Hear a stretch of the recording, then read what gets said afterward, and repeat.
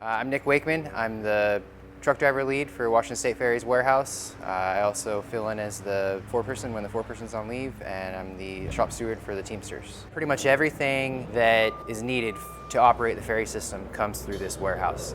On a daily basis, I load up the truck and head out to the terminals and vessels and deliver the supplies, the spare parts, the consumable items and stores that the vessel needs to operate efficiently. I also run materials and spare parts that need repair or refurbishment from the shipyard over on Bainbridge Island, Eagle Harbor, into various vendors and repair facilities around the Northwest. I think one of the most rewarding parts about working here is just getting out and being able to drive around and being on a ferry almost every day and just being out in the Northwest and getting paid to do it. Then I think also the other part is just the people I work with. We have a great relationship here, almost like a little family. So when I'm not working, I like to go hiking, camping, paddleboarding, but most importantly, spend time with my family. My wife, Lena, my high school sweetheart, and my two daughters, Ayla and Aubrey. I just like to be outside spending time with them.